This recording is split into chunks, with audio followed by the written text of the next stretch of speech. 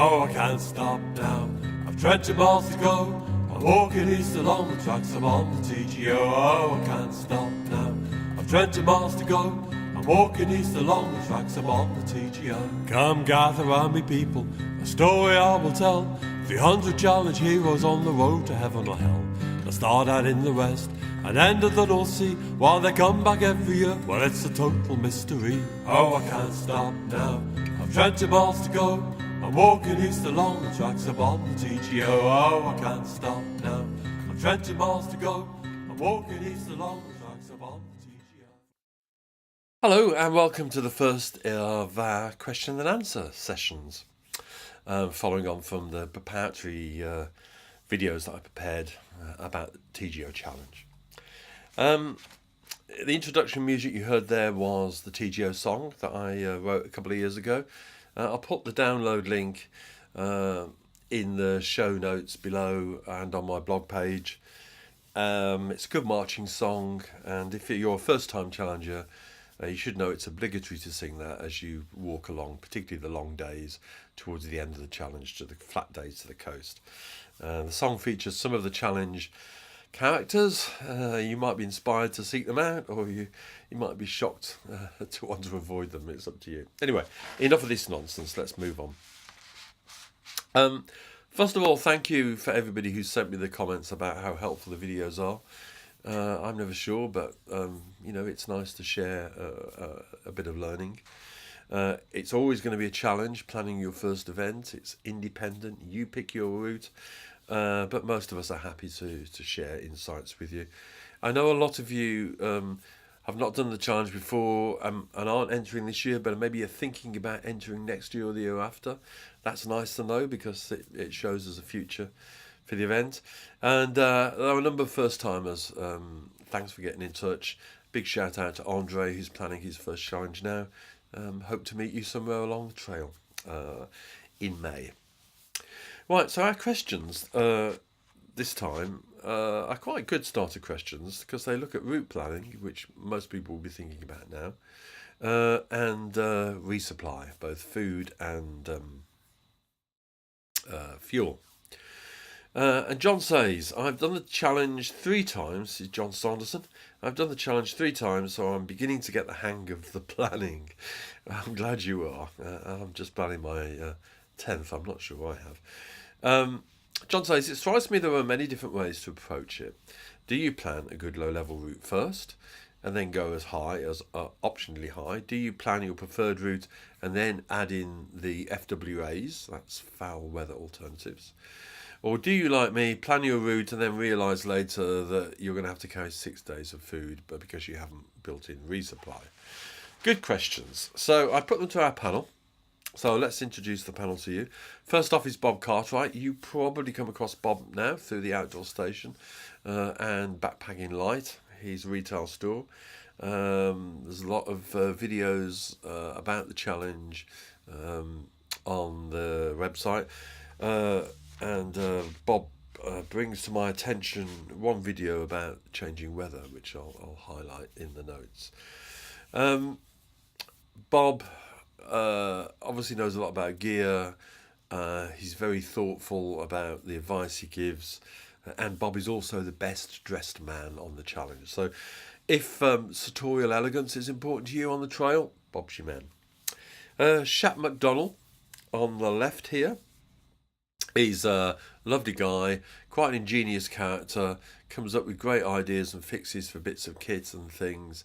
He likes to mix his route. He likes to go up high a little bit and have high and lonely days, but he also likes social bits of walking as well.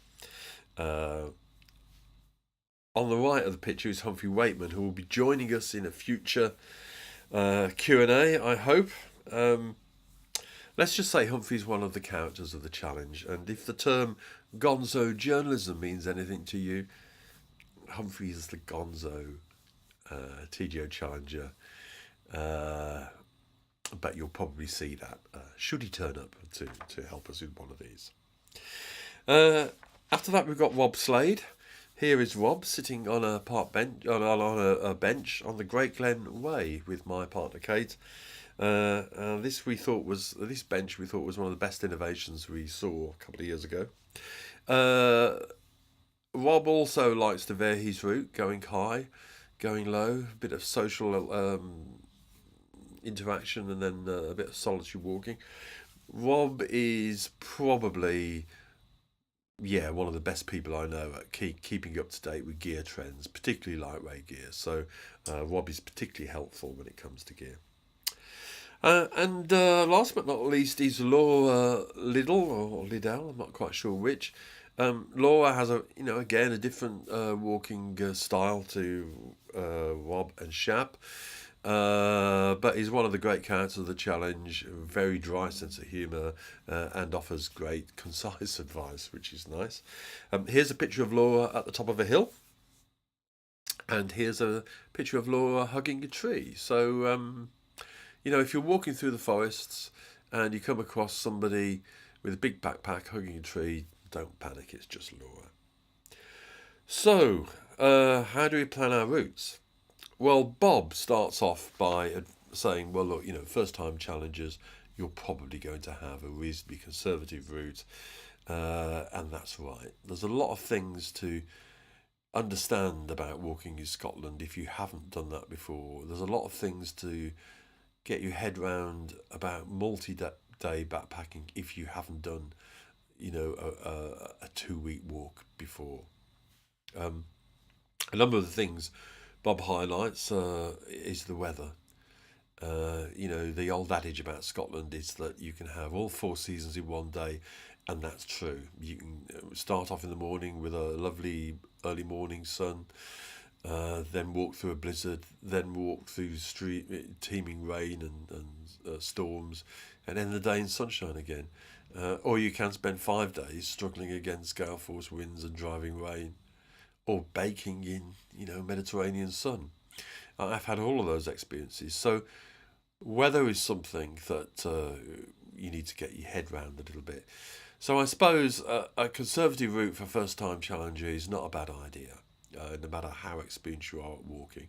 That's not to say that, some of you that maybe are Munro baggers or love doing that, there's nothing wrong with going high so long as you're prepared to do that.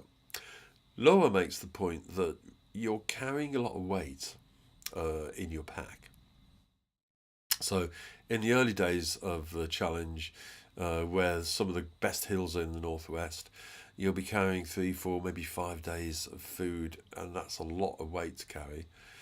Now, you can plot a TGO challenge just sticking mainly to tracks and good paths, but most people will have at least 1 or 2 days where you're crossing open country, and if you're going high, you'll be on rocky paths, and maybe doing a bit of scrambling as well. So the weight of your pack often has an impact on that. If you've not walked or climbed with that heavy weight before, you might want to practice and get the hang of it and have a more conservative route to start with. So that's fair enough. Now, these foul weather alternative routes, or FWAs, they're very important. I used to start my planning by looking at hills and things that I could do early on. I've started the challenge twice in Torridon, where there's a great little ridge walk, and that looks out back over the islands of the west, which is, if the weather's clear, is just stunning. And I've done that walk off the challenge a couple of times, but both times I've tried to do it on the challenge, the weather's just been too bad. And once there was really terrible driving, wind and rain, and the other time there was a lot of snow and ice, and it just looked a bit dangerous. So, on a number of occasions, I had to abort plans to go high.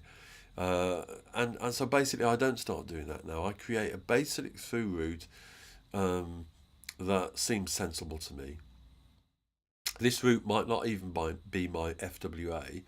It might cross a high BLAC or something, and I might have to be aware that there are potential difficulties in high snow there. But I'll try and make sure that's a really good, interesting route, and then I'll look for easy ways to nip up hills or nip onto ridges if I can, as I showed you in one of the planning videos. Um, when you're planning your FWA, put as much time and energy into that as you do your main route, because if the weather's bad, you'll find yourself walking that route predominantly. And if your FWA route includes a lot of road walking, or several stretches of road walking over different days, you could well, if the weather's bad, find yourself just hammering down tarmac a lot. And there's not much fun in that. So make sure your FWA is interesting. Make sure that if that's going to be, if that's the height of your walk one year, that it's got enough to really be an interesting walk. So FWAs are quite important as well. One other thing about them is these days with computers, you can easily plan, and you can print off your maps quite easily. But what you get is a little thin strip of land around the side of your route, which doesn't really help very much in understanding the wider terrain you're working through. And you might just need that. So sometimes I'll carry printouts for little bits of the walk. And I guess it's fine to use printouts solely if you're sticking to major paths. But I always like to carry the map. I like to know a little bit more about the land around me. I've had a couple of occasions on the challenge where I haven't even been able to complete my foul weather alternative. One year I couldn't get over a mountain pass because of wind. I couldn't cross a river because it was in spate. Had to drop back to Kinloch 11. Found another way round, which would have got me back on track after a few heavy days walking. But at one point I spent 2 hours walking on a stretch that I didn't have a map for at all, except the map on my phone. Navigating by iPhone, even if you've got OS maps on it, it's not a good idea really. So when you're planning, put as much time into your FWA, and just be aware of the land around it as well. Don't just concentrate on your route. Really have a little look at what's going on around you. I think that's really helpful. So FWAs, take them seriously and make sure they're interesting, because there's a reasonable chance that's the walk you're going to do. What else have we missed? Oh, yeah, food. So, resupply. Now, Laura makes the point that she's comfortable carrying 3 days' supplies with her. Rob talks about carrying between 3 and 5 days. I think that's my limit. Five days, it starts to become something more of a chore. A few years ago, I did a strange route with Humphrey Waitman, and I carried 10 days worth of food. And to be honest, my lightweight shoes were not up to that, and neither was my lightweight pack, and I really didn't enjoy it. I was also using shoes I'd never used before, and didn't like the grip on them in the wet. And that combination of having the very heavy pack and gear that didn't really cope with it just really affected my confidence. So 3 days, 4 days food, yeah, 5 max I would say is comfortable. So think about that when you're planning routes. Now, Bob reminds me that particularly in the northwest, you can't rely on shops being there. So a lot of these little villages may have had shops in the past, but they open and they close with regularity. Don't assume they're there. Always check. Go and have a look at the community websites. If you've seen a trail journal for 2 or 3 years previously, don't rely on that shop being there. Actually check. If you want, get onto the challenge notice board and say, look, I'm walking from here for 3 or 4 days from here to here. Are there resupply points? Somebody will have walked it last year, and indeed there are a lot of people who contribute to the challenge notice board who live in the Highlands, and they'll give you up to date information, and they may even go and seek it out for you. So make sure you know where your resupply points are when you're planning, and don't try and carry too much weight. Now, The next thing to think about is just how much you carry. If you're wild camping, you'll probably be carrying an evening meal, a dehydrated evening meal, maybe something like porridge for breakfast, which I know you get fed up over after a week, but is good slow burn food. But there's food to think about during the day as well. So I'm a great believer of the concept of the second breakfast. So if you start walking at 7:30, 7 or 8, stop about 10, 10:30, have something else to eat as well. Lunchtime, I think, is always worth a stop. Um, and things like cheese rolls are great. Bread rolls will keep in your pack for 3 or 4 days. Big chunk of cheese will. For meat eaters, even a packet of ham, supermarket ham, will last a good time, in the middle of your pack, because Scotland's not known for its tropical temperatures. Some fresh fruit, apples, things like that. And to walk to eat as you walk, trail mix, nuts, dry fruits, those kind of things are great to have in a side pocket of your pack or something, so you can eat them as you walk. Um, don't try and rely on energy bars. I did that on my first challenge. I thought, okay, I'll have a good meal in the evening and I'll use energy bars during the day. It just doesn't work, at least not for me. Um, After 2 or 3 days of backpacking over open country, you realise you're not actually replenishing the calories that you're using up. Um, and energy bars don't do it. So if you need to keep your strength up, your blood sugar levels up, a bread roll, cheese, something like that, is important. If you're diabetic, of course, you really want to think about how you plan that through. But I would advise using some real food uh, uh, during the walk. Um, Dehydrated food can be a bit controversial. I think it is nice to put something back into the communities you're working through, not least because a lot of the stores that are open lead a very precarious, marginal existence. So it's good to put something back. So buy some food when you can. As Laura says, a golden rule: if you pass a cafe or a pub, go in, have something to eat. That's really good for you, but it's good for them as well, because we need those businesses to still be there. Now, food drops. You can send a parcel addressed to yourself in advance. I will often send 3 parcels for the 2 weeks, maybe sometimes 4, depending on where I am. You can send parcels to campsites, to B&Bs, to hostels, and to post offices. Uh, if you're sending something to the post office, like the post office in Drummond Rocket, which is also a general store, is a great place, but just make sure it's open the day you're walking through. Check the opening times before you go. Um, I mainly use campsites. Um, I will book in advance, and that's increasingly important on the challenge. A lot of the bigger campsites, and Scottish campsites are wonderful, a lot of the bigger ones are taking more and more space for caravans. And some of them, like the big site in Bremar, is now asking people to book, and they will turn challengers away if they haven't got a booking.